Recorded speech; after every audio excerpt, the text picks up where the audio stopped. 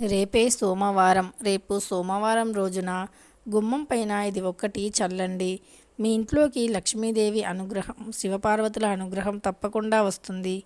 గుమ్మం పైన ఇది చల్లటం వల్ల కష్టాలు తొలగిపోవటమే కాదు, ఇంటికి తగిలిన నరదృష్టి కూడా తొలగిపోతుంది. ఇంట్లో ఉండే దరిద్రదేవి కూడా బయటికి వెళ్ళిపోతుంది. గుమ్మం అనేది ఇంటికి చాలా ముఖ్యం. ప్రతి ఒక్కరి ఇంటికి గుమ్మం అనేది తప్పనిసరి ఉంటుంది. ప్రతి ఒక్కరి ఇళ్ళకి ఎన్ని గదులు ఉన్నా, అన్ని గదులకి గుమ్మాలు ఉన్నా లేకపోయినా సరే, కానీ సింహద్వారానికి మాత్రం తప్పకుండా గుమ్మం అనేది ఉంటుంది. అయితే సింహద్వారానికి ఉండే గుమ్మం చాలా పవిత్రమైనటువంటిదిగా కూడా పరిగణించబడుతుంది. ఎందుకంటే మన ఇంట్లోకి మంచైనా చెడైనా ఇంటి సింహద్వారం నుండే వస్తుంది. అందుకే సింహద్వారాన్ని లక్ష్మీదేవితో సమానంగా భావిస్తాము. అయితే రేపు సోమవారం. సోమవారం అంటే శివునికి, సోమవారం రోజు పరమశివుణ్ణి పూజిస్తే కష్టాలు అనేవి అసలు ఉండనే ఉండవు. ఎంతటి దరిద్ర జాతకులు అయినా సరే జీవితంలో జాతకంలో రాజయోగం పట్టి అద్భుతంగా ఉండగలుగుతారు. కష్టాలు అనేవి అసలు మీ దరిదాపుల్లో కూడా ఉండవు. ఇక మీ జీవితంలో ఏది సాధించలేము, సంపాదించలేము అనుకునేవారు కూడా రేపు సోమవారం రోజు గుమ్మంపై ఇది చల్లితే మీ ఇంట్లో ఉండే దరిద్ర శక్తులు వెళ్ళిపోయి దైవశక్తి ఇంట్లోకి వచ్చి ఇంట్లో ఉండే వారందరిపై కూడా సానుకూల ప్రభావాన్ని కలిగింపజేస్తుంది. ఈ సానుకూల ప్రభావంతో ఎలాంటి కష్టాలు లేకుండా అన్ని పనుల్లో కూడా విజయం సాధించగలుగుతారు. ప్రతి వ్యక్తికి సానుకూల శక్తి చాలా అవసరం. మనకు అన్ని శక్తులు అనుకూలించడం, గ్రహాలు అనుకూలించడం వల్లే జీవితంలో మనం ఏదైనా సాధించగలుగుతామో, అలా గ్రహాల అనుకూలత కలగాలి అంటే మన ఇల్లు బాగుండాలి. ముఖ్యంగా ఇల్లు వాస్తు దోషాలు లేకుండా ఉండాలి. ఇంటి సింహద్వారం పరిశుభ్రంగా వాస్తు దోషాలు లేకుండా ఉండాలి. అప్పుడే ఆ యొక్క మంచి సానుకూల ప్రభావం అనేది ఇంట్లో ఉండే వ్యక్తుల వారందరిపై కూడా పడుతూ ఉంటుంది. అలా సానుకూల ప్రభావాన్ని పొందిన వ్యక్తులు ఎలాంటి కష్టాలు లేకుండా, జీవితంలో ఒడిదుడుకులు కష్టాలు లేకుండా ఏదైనా సులభంగా సాధిస్తారు. మీ కష్టాలు నష్టాలు తొలగిపోయి ఆర్థికంగా కూడా మీరు జీవితంలో బాగుపడతారు. అయితే మీ యొక్క సమస్యలు అనేవి తొలగిపోయి పరమశివుని అనుగ్రహం పొందాలి అంటే రేపు ఖచ్చితంగా శివుణ్ణి అభిషేకించాలి. అలానే బిల్వదళాలతో అర్చించాలి. శివునికి అభిషేకం అంటే చాలా ఇష్టం. పరమశివుడు అభిషేక ప్రియుడు. అభిషేకం చేయటం వల్ల కష్టాలు తొలగిపోతాయి, కోరిన కోరికలు నెరవేరుతాయి, ఆర్థిక సమస్యలు తొలగిపోతాయి. కష్టాలు అన్నీ కూడా తొలగిపోయి జీవితంలో ఏదైనా అవలీలగా సాధించగలుగుతారు. మీ కష్టాలు దరిద్రాలు తొలగిపోయి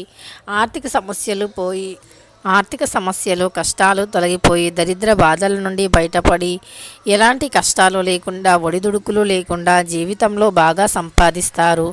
ప్రతి మనిషి కూడా సంపాదించాలి అని కోరుకుంటూ ఉంటారు. కొంతమంది అతి తక్కువ సమయంలోని అతి తక్కువ కష్టంతోనే ఎక్కువగా సంపాదిస్తూ ఉంటారు.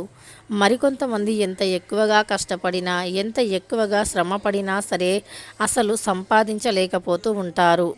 మరి ఇలా కష్టపడి మనం సంపాదించిన సొమ్ము కూడా వృధాగా ఖర్చవుతూ ఉంటుంది.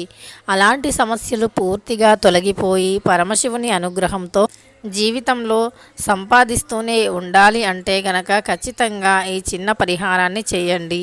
ఈ పరిహారం వల్ల మనకు డబ్బు రాకుండా ఆపే చెడు శక్తులు ఏవైతే ఉన్నాయో, గ్రహాల యొక్క చెడు ప్రభావం ఏదైతే ఉంటుందో, గ్రహాలన్నీ అనుకూలత లేకుండా ఎలా అయితే కష్టపడుతున్నామో ఆ సమస్యలన్నీ కూడా తొలగిపోతాయి. అన్ని గ్రహాల అనుకూలత పెరుగుతుంది. అన్ని దైవాల యొక్క అనుగ్రహం కలుగుతుంది. పరమశివుణ్ణి బిల్వదళాలతో పూజించిన, అభిషేకించిన పుణ్యం వస్తుంది. అంతేకాదు అన్ని దారులు మోసకపోయినా ఏదో ఒక దారిని తెరిపించేవాడే పరమశివుడు. ఇక పరమశివుణ్ణి నమ్ముకున్న వారికి కష్టాలు అనేవి అసలు ఉండనే ఉండవు. దరిద్రం అనేది వారి దరిదాపుల్లో కూడా అసలు ఉండనే ఉండదు. ఇక ఈ కష్టాలు దరిద్రాలు అనేవి తొలగిపోయి మన యొక్క సంపద అనేది అంతకంతా పెరుగుతూ వస్తుంది. మన జీవితంలో కష్టాలు అనేవి అసలు ఉండనే ఉండవు. కష్ట నష్టాలను తొలగించుకొని ఆర్థికంగా మనం జీవితంలో ఎదగాలి అంటే ఖచ్చితంగా మనం ఈ చిన్న పరిహారం చేయాలి. ఈ పరిహారం వల్ల జాతక దోషాలు కూడా తొలగిపోతాయి, వాస్తు దోషాలు కూడా తొలగిపోతాయి. ఇంతకీ పరిహారం ఏమిటి, ఎలా చేయాలి అంటే ముందుగా ఒక రాగి చెంబుని కానీ గాజు గ్లాసుని కానీ తీసుకోవాలి.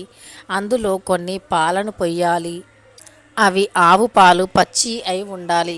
ఒకవేళ ఆవు పాలు దొరకని పక్షంలో మీరు మామూలుగా గేదె పాలను కూడా వాడుకోవచ్చు. ఇంకా ఇలా పాలను రాగి చెంబులో కానీ గాజు గ్లాసులో కానీ పోసాక అందులో ఒక చుక్క అత్తరుని వేయండి. ఈ అత్తరు లేకపోతే మల్లెపూలు, ఈ సమ్మర్లో మల్లెపూలు ఎక్కువగా దొరుకుతాయి కదా, మల్లెపూలను అయినా సరే మనం వేయవచ్చు. ఈ మల్లెపూలను అయినా వేసినా మంచి సుగంధ పరిమళం వస్తుంది. మనకు కావాల్సింది మంచి సుగంధ పరిమళమైనటువంటి సువాసన. అప్పుడే దైవశక్తి ఇంట్లోకి వస్తుంది. కాబట్టి అలా మంచి సువాసన కలిగినటువంటి మల్లెపూల సెంటుని కానీ లేదా మల్లెపూలను కానీ లేదా జవ్వారి పౌడర్ని కానీ పచ్చ కర్పూరాన్ని కానీ ఇలా మనం సువాసన కోసం ఏదైనా ఒకటి వాడాలి. తరువాత అందులో చిటికెడు పసుపు కుంకుమను వేయాలి. అలా వేసేసి అందులోనే ఒక రూపాయి కాయను వేయాలి. తరువాత ఒక తులసి దళాన్ని వేయాలి. ఆ తరువాత ఆ నీటి అంటే ఆ పాలని బాగా కలిపేసి ఆ పాలను మీ యొక్క సింహద్వారం గడప పైన మధ్యలో పోయండి. కొన్ని మధ్యలో పాలను పోస్తాక ఆ పాలు అనేవి మీ ఇంటి లోపలికి రావాలి.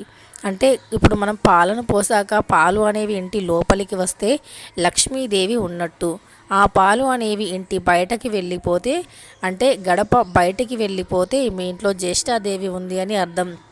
ఇక ఇలానే మీరు ప్రతి సోమవారం 5 సోమవారాలుగా సంకల్పం చెప్పుకొని ప్రతి సోమవారం ఇలానే చేస్తే ఇక మీ కష్టాలు ఖచ్చితంగా తొలగిపోతాయి.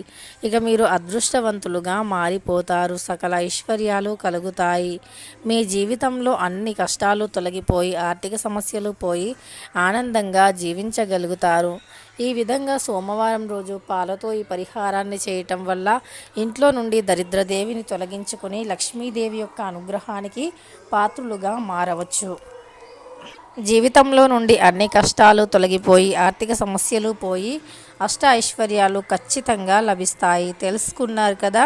రేపు సోమవారం రోజున ఇంటి సింహద్వారంపై మనం అంటే మన గుమ్మం పైన ఏది పోస్తే ఏది చల్లితే మన ఇంట్లోకి లక్ష్మీదేవి వస్తుందో అని ఈ శుభప్రదమైన మంగళకరమైనటువంటి వస్తువులను చల్లడం వల్ల చల్లినా పర్వాలేదు, మనం అంటే గుమ్మం పైన ఇవి చల్లినా పర్వాలేదు, లేదా గుమ్మం పైన ఈ పాలను పోసినా పర్వాలేదు. ఎలా చేసినా సరే ఆర్థిక సమస్యలు అనేవి తొలగిపోతాయి. ఇక తెలుసుకున్నారు కదా. రేపు సోమవారం రోజు గుమ్మం పైన ఏది చల్లాలి అని. వీడియో నచ్చితే లైక్ చేయడం మర్చిపోకండి. ఇలాంటి ఇంకెన్నో వీడియోస్ కోసం ఛానల్ని తప్పకుండా సబ్స్క్రైబ్ చేసుకోండి.